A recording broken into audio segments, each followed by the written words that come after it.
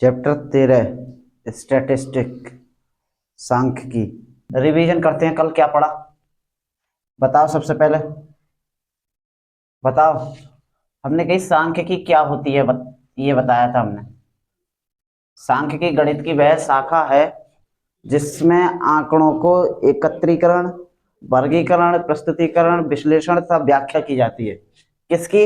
आंकड़ों की। और जब आंकड़ों की व्याख्या की जाती है उसके बाद में हमने सांख्यिकी के बाद फिर आंकड़ों की व्याख्या यदि सांख्यिकी में की जाती है तो आंकड़ों के प्रकार ही बताए हमने तुम्हें कि आंकड़ों के प्रकार।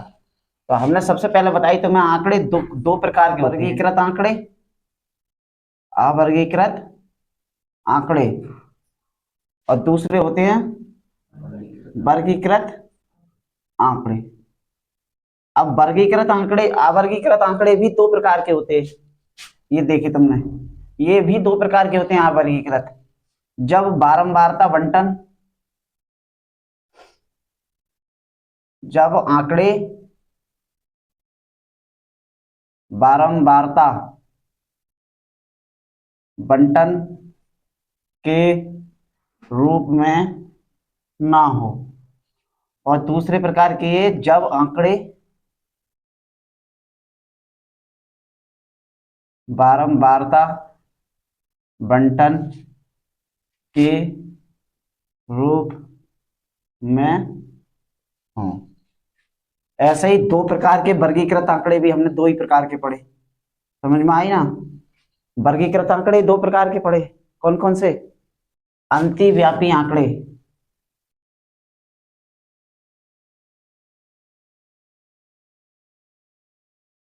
अंतिव्यापी आंकड़े और अतिव्यापी आंकड़े।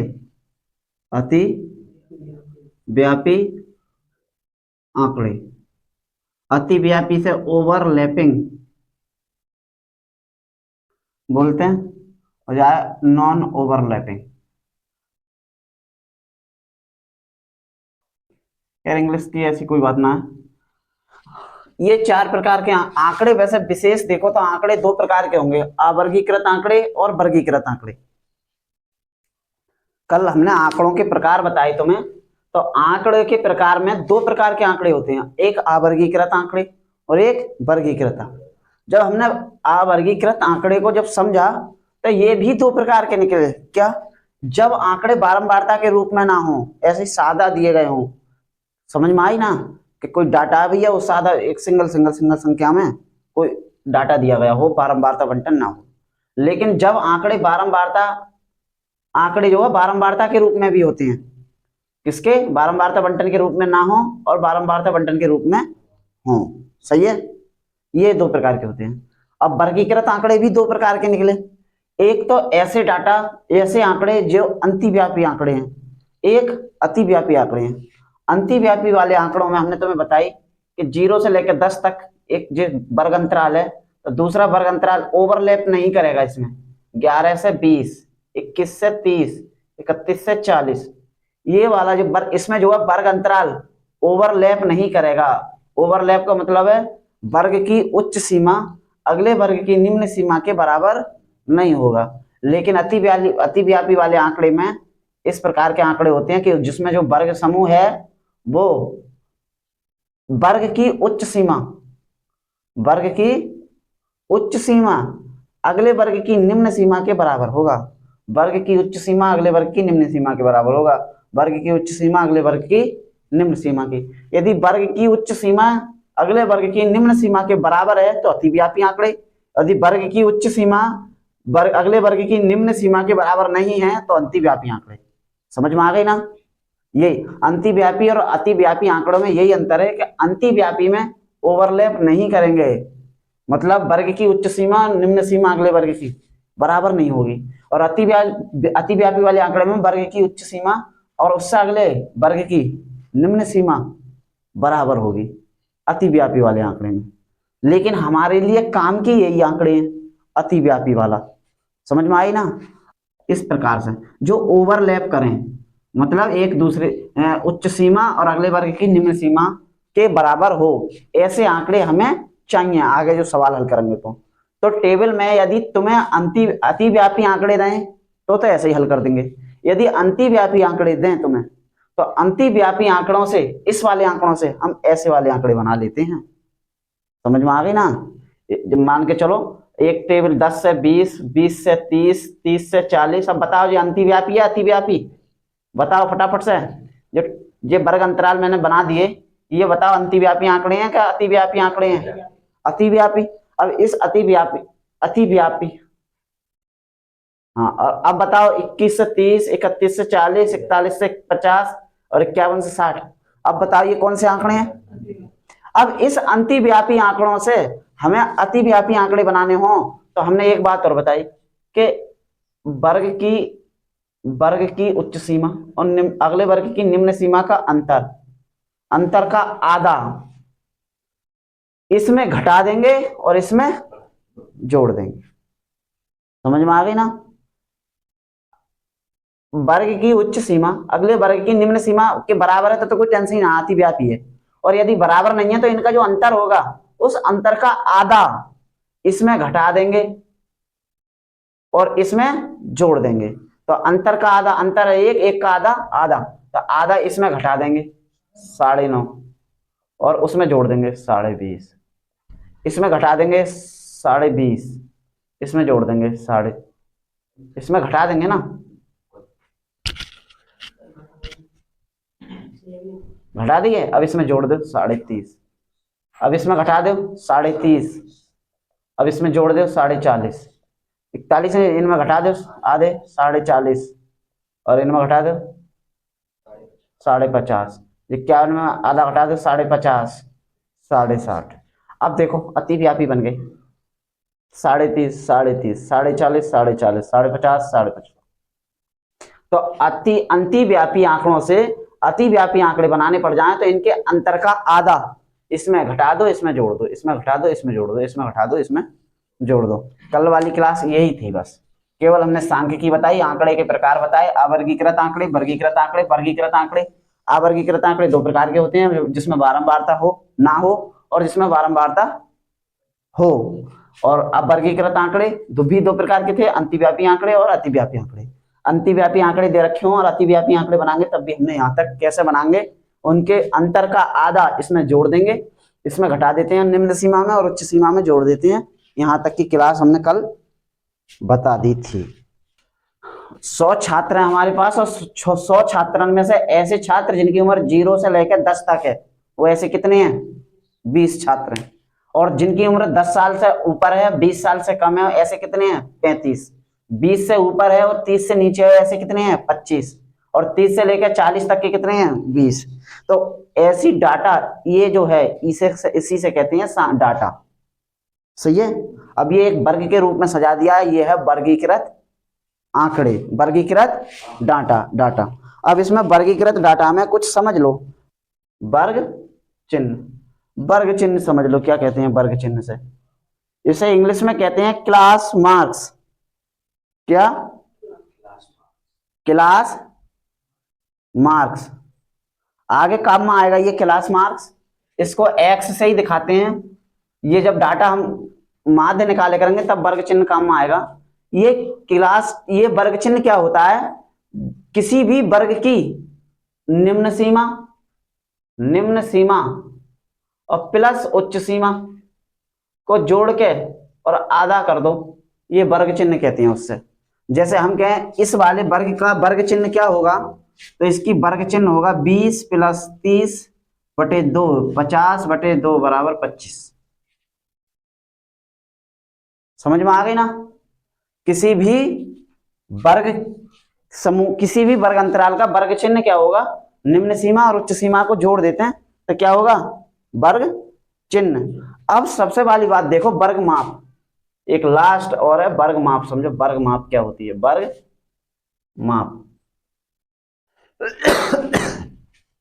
वर्ग माप क्या होती है भैया? इस वर्ग की कितनी माप है, इस वर्ग माप को वर्ग की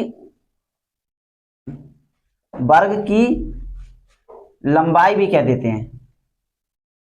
इसी को वर्ग की ऊंचाई भी कह देते हैं, वर्ग की ऊंचाई भी कह देते हैं। समझ में आ गई ना, जिसको हम h से ही दिखाते हैं। वर्ग माप भी h को, वर्ग की लंबाई भी, वर्ग की ऊंचाई भी h से ही दिखाएंगे हम।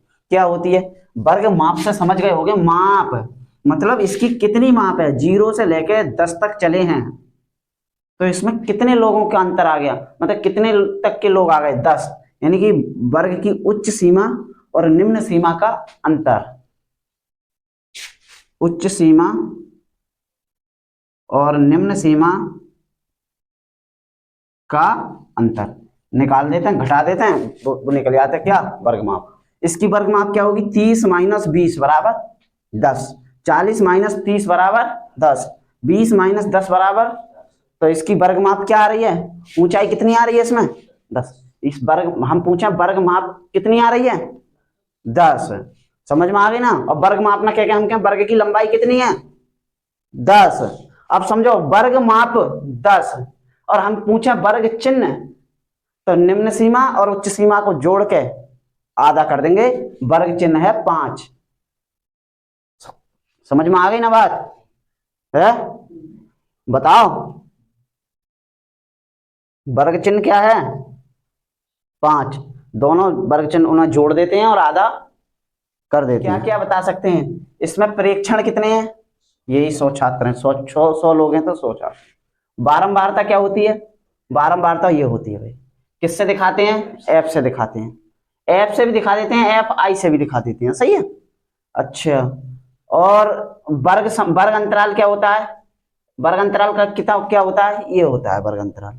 समझ में आई, दो तरह का वर्ग अंतराल मिलेगा तुम्हें, एक अंतिव्यापी और एक अतिव्यापी। तो ये कौन सा है, अतिव्यापी। मैंने बताई अतिव्यापी है तो ठीक, यदि अंतिव्यापी है तो पहले उसे अतिव्यापी में बदलेंगे, तो हमारे पास तो पहले से अतिव्यापी है, कोई दिक्कत ना है, ठीक है ना। अच्छा, अंतिव्यापी होता तो इनका अंतर देखते हैं कितने का अंतर है, और उसके आधे का, उसका आधा इसमें घटा दे, इसमें जोड़ दे, सही है ना।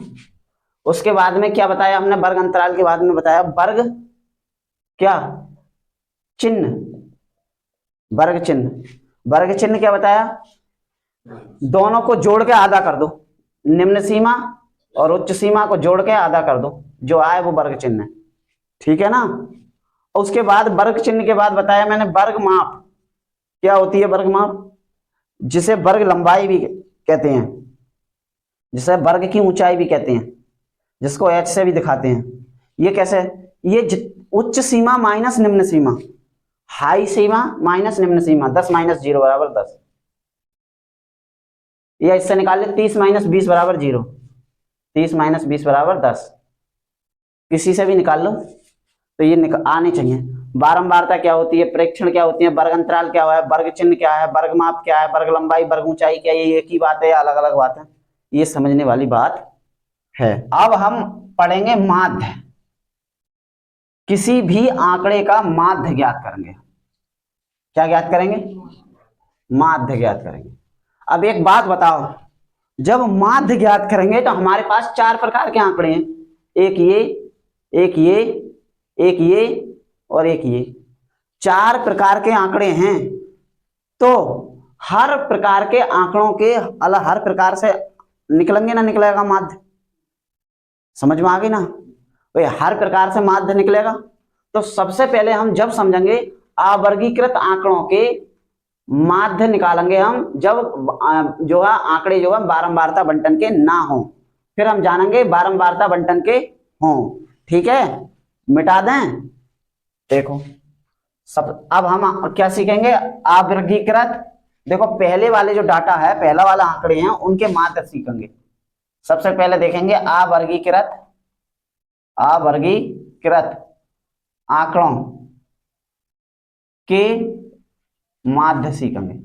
अब ये अवर्गीकृत आंकड़ों के माध्य, भाई अवर्गीकृत तो 2 प्रकार के होते हैं, कौन से वाले सिखा रहे हो, पहले वाला, जब आंकड़े कैसे हों, जब आंकड़े बारंबारता बंटन के रूप में ना हो।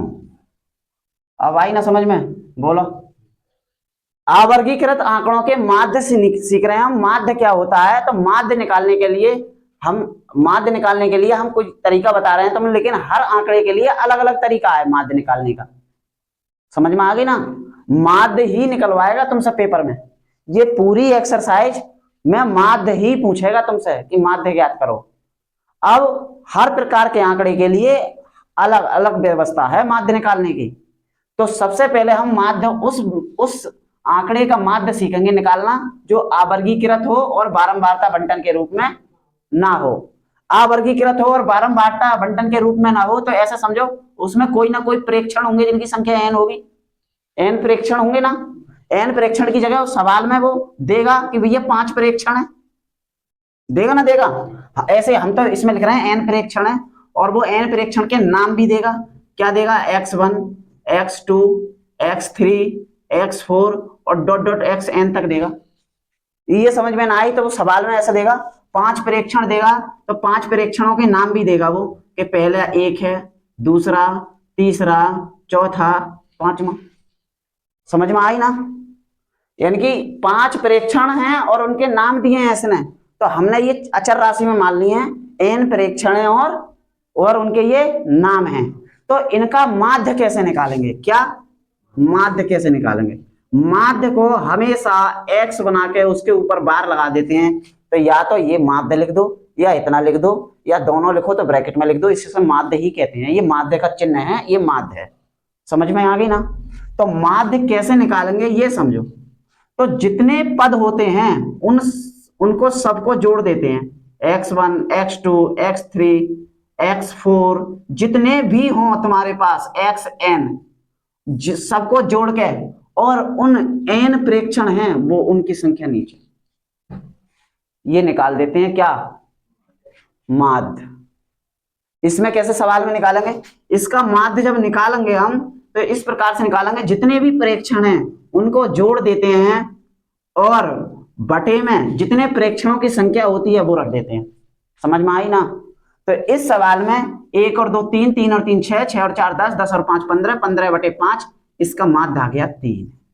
बताओ निकाल ले करोगे? ऐसे आंकड़े जिनका डाटा बारंबारता बंटन के रूप में ना होगा तो वो ऐसे देगा, आंकड़े देगा और उनकी संख्या देगा। नहीं भी देगा संख्या तो तुम बताओ गिन नहीं सकते क्या? 1 2 3 4 5 बताओ।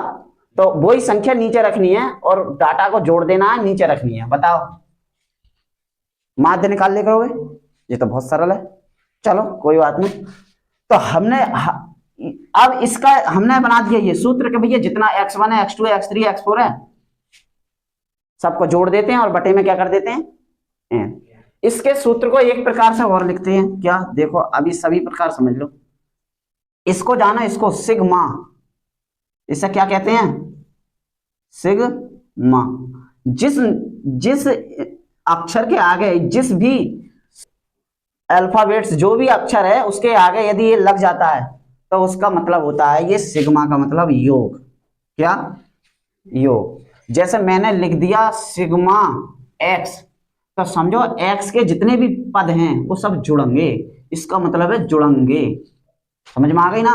तो हम इसका सूत्र इस प्रकार की भी लिख देते हैं, सिग्मा x बटे n। कभी कभी हम इसको इस प्रकार की भी लिख देते हैं, सिग्मा x i बटे n। तो अब ये i क्या है? ये i क्या है?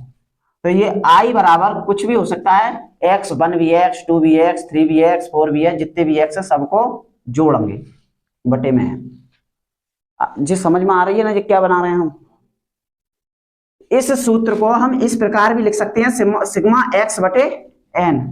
इसको हम x की जगह कभी कभी x i भी लिख देते हैं इसको। तो ये i क्या है? ये i ये बता रही है कि जितने भी हैं 1 2 3 4 सबको जोड़ दो। सही है ना? अब इसको एक टर्म और समझो, इसको इस प्रकार से भी लिख देते हैं, सिग्मा x i तो है तो i की वैल्यू भी लिख देते हैं कि i बराबर क्या? 1 से लेके n तक बटे n। इस प्रकार भी लिख देते हैं। समझ में आ गई ना बात? यानी सिग्मा x बटे n भी लिख सकते हैं सूत्र को, सिग्मा x i बटे n भी लिख सकते हैं।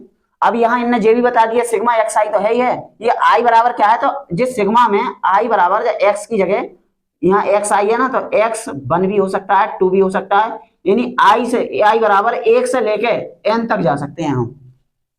सब समझ में आ गई ना कि माध्य को शब्दों में भी लिख देते हैं, सूत्र शब्दों में कैसे लिख देते हैं, ये कुल पद हैं जितने भी, उनसे उनका लिख देते हैं कुल पदों का योग, कुल पदों का योग, और बटे ये क्या है, n, n है प्रेक्षणों की संख्या, प्रेक्षणों की संख्या। अब तुम्हें जो मन लगे वो सूत्र लगा दियो, बात एक ही है।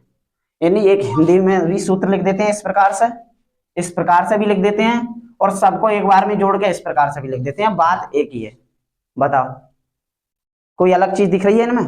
यहां भी सभी पदों को जोड़कर नीचे भाग लग रही है, ये सिग्मा भी ये कह रहा है कि x के सभी पद जोड़ के n से भाग कर दो, और ये भी कह रहा है कि कुल पदों का योग करो और नीचे प्रेक्षणों की संख्या से भाग कर दो, तीनों एक ही चीज है ना।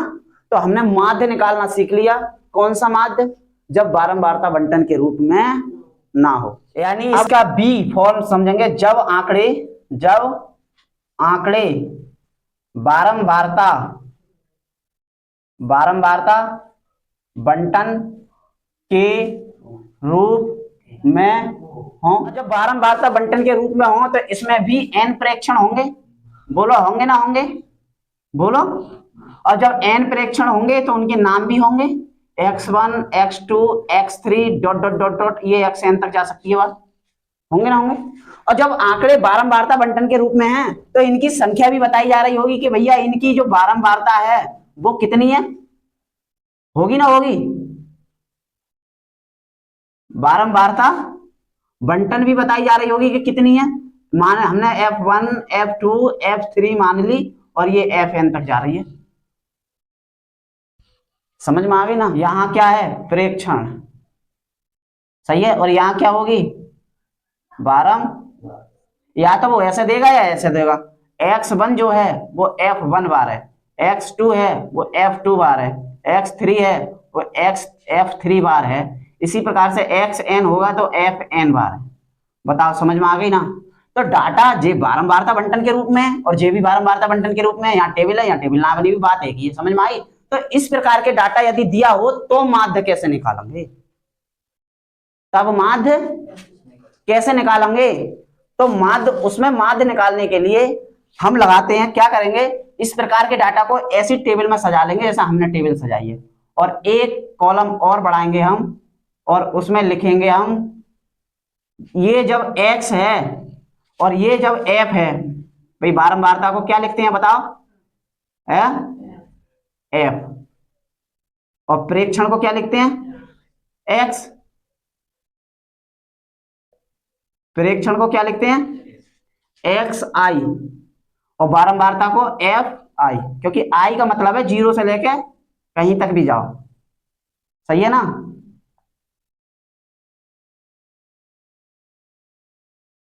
देखो एफ एन, देखो तो इस प्रकार के आंकड़ों में जब हम माध्य निकालेंगे तो कैसे निकालेंगे माध्य, तो उसके लिए एक सूत्र होता है, क्या, कि माध्य निकालेंगे तो होता है सिग्मा, मतलब सिग्मा का मतलब क्या, योग, किसका योग, किसका योग, एफ आई और एक्स आई का, यानी एफ आई और एक्स आई की गुणा का क्या, योग, और बटे सिग्मा एफ आई। पहले इस सब सूत्र को समझो, सिग्मा मतलब योग, किस किस का योग, एफ आई और गुणा गुणा एक्स आई का योग। तो पहले गुणा कहां करिए तुमने, योग तो बहुत दूर की बात है, पहले तो गुणा है फिर योग है, तो गुणा कर लेंगे हम ये वाली कॉलम में, क्या, एक्स आई और एफ आई की, तो एक्स आई ये है, एफ आई ये है। तुम्हारे पास यहाँ 3 होंगे 4 होंगे सवाल में, तो लिख दोगे 12, 4 हो 8 हो तो लिख दोगे 4 8 32, यहाँ 6 हो 4 हो तो लिख दोगे 6 चौक 24, लेकिन हमारे में एक्स आई और एफ आई है तो हम लिख देंगे x1 और एक्स आई, x1 और f1, इसकी हो जाएगी x2 f2, इसकी हो जाएगी x3 f3, इसकी हो जाएगी xn और fn। समझ में आ गई ना बात। तो ये जो है sigma x I F I जो गुणा जो करिए, जो गुणा ना करिए हमें, यहां ये गुणा तो कर दी है सबकी सबकी सबकी, ये क्या है, ये है योग, तो योग भी करते हैं यहां, ये यहां भाई मेरी बात सुनो तुम, योग करोगे ना करोगे कुछ भी तो जो अंक यहाँ आएंगे तो उनका योग करोगे तो यहाँ कुछ भी तो आएगा। सिग्मा एक्स तो वही उसी से कहते हैं sigma x I F I, इसे कहते हैं एफ आई एक्स आई, और यहाँ जो आएगा उससे कहते हैं sigma x I F I. यहाँ जो आएगा एफ को जोड़े के इसको कहते हैं सिग्मा एफ आई। अब आई ना समझ में। और जब इसका माध्य निकालेंगे, माध्य, तो अब तो मैंने तुम्हें बता ही दिया है माध्य कैसे निकालेंगे, sigma x I F I बटे सिग्मा एफ आई। ये दो प्रकार के आंकड़ों का माध्य हमने तुम्हें बता दिया है। जब बारंबारता बंटन के रूप में ना हो तो सादा सब पदों को जोड़ देंगे, प्रेक्षणों से भाग कर देंगे।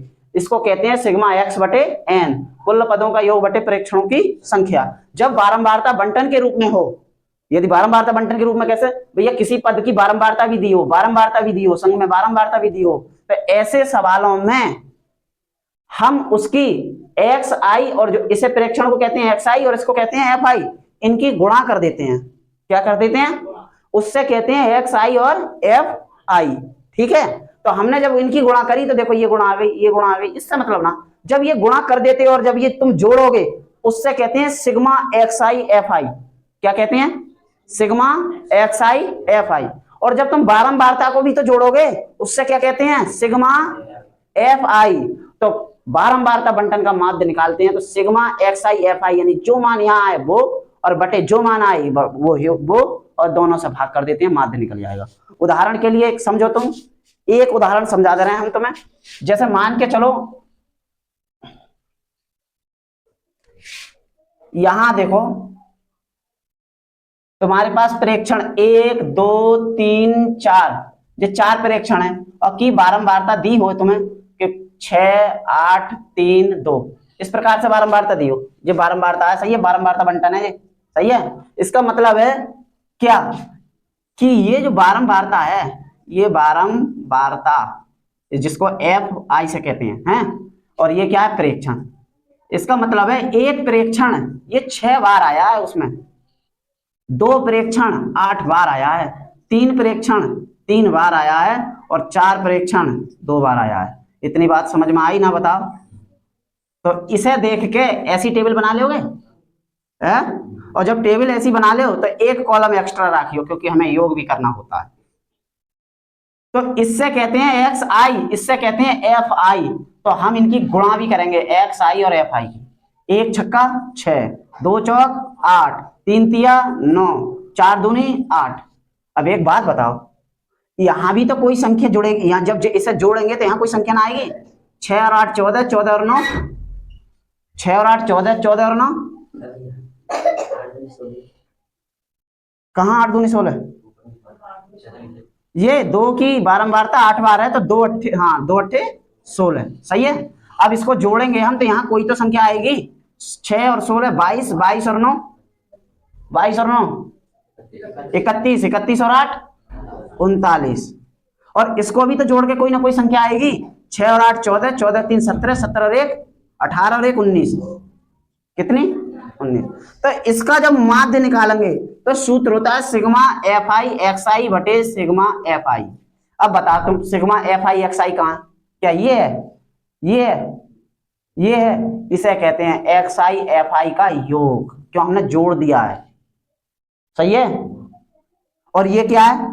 ये एफ आई नहीं है, ये सिग्मा भी है, क्योंकि जोड़ दिए हैं सबके, यानी कि सिग्मा एफ आई, यानी कि सिग्मा एफ आई एक्स आई का मान दिया है 39 और सिग्मा एफ आई का मान दिया है 19। भाग कर दो, 19 दूनी 38, एक बचा 0.0 लगा दो, 100 है गए, 19 पंजे 95। इस प्रकार से इसका माध्य आया 2.05।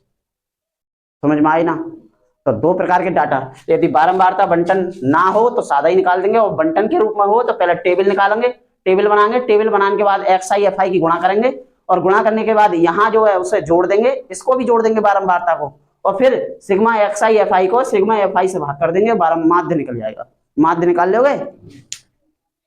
कल हम पढ़ाएंगे तुम्हें वर्गीकृत अवर्गीकृत आंकड़ों के माध्य निकालने, हमने आज बता दिए, कल वर्गीकृत वाले के बताएंगे तुम्हें। ठीक है, चलो।